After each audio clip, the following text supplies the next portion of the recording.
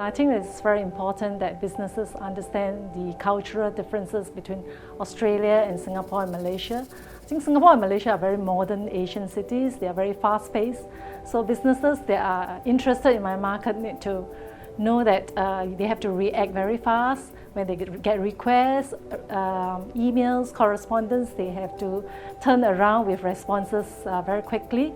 And also understand that Asians are a little bit conservative, although we come from a very modern society.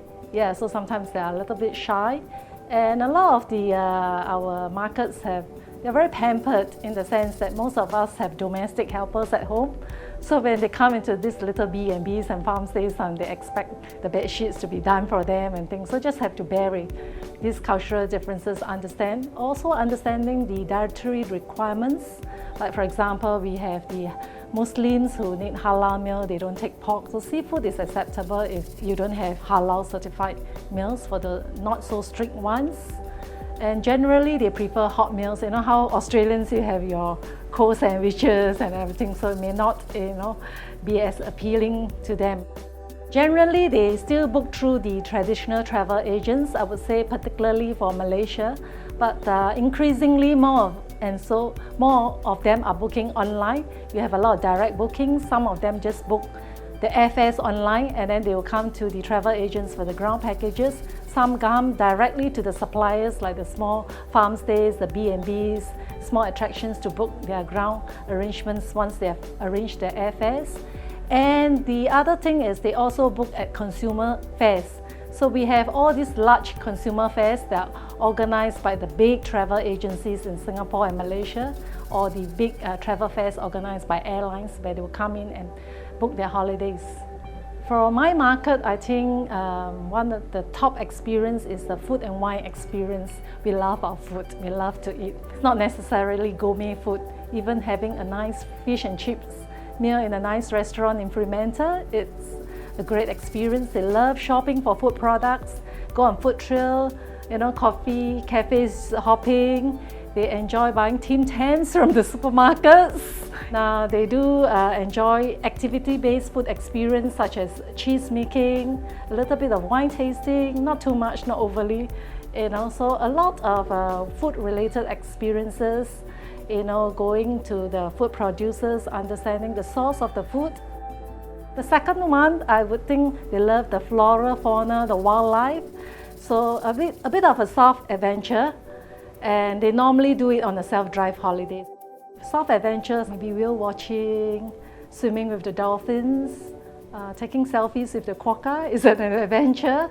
So they do love the national parks, going for bushwalking. Generally a very safe and secure type of experience. So really soft activity. A lot of businesses are done through very good personal relationships. So you have to establish a good personal relationships with the travel agents, meaning you have to regularly come to visit them in market, attend some of the trade shows where they are involved. You maintain regular communication with them. You have a good online social media presence, so you're constantly engaging the market. So you need to be there to be seen. Good website with a lot of contents, supplying images, good press releases, newsletters to the market. So a lot of regular communication, because we have a very high repeat visitation from Singapore and Malaysia. About 80 to 90% of our visitors are repeat visitors. So you've got to constantly refresh, repackage, come up with new ideas, new images, new activities that they can engage in.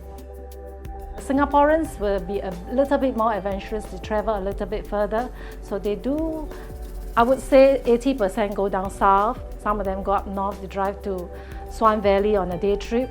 And then they go as far as Pinnacles, Geraldton and even Calgary. For the Malaysians, I would say primarily Perth and surrounds, and then going down south to Margaret River, Pemberton.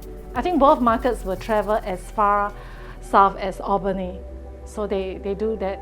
And increasingly, we have smaller market that will actually travel into the Golden Outback region. Another critical thing that they have to bear in mind is for the Singapore and Malaysian markets, we are very internet savvy. We want to be connected all the time. We are always on our mobile phones.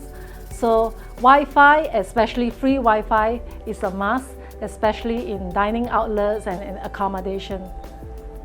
There are two main peak periods from our market. May, June is a very popular holiday travel period. So May, June to a little bit of July tend to get a big number of Singaporeans and Malaysians coming in. And then the other peak period actually is the November, December, but not January when it's so hot because we come from a tropical country, so we do like the cool weather.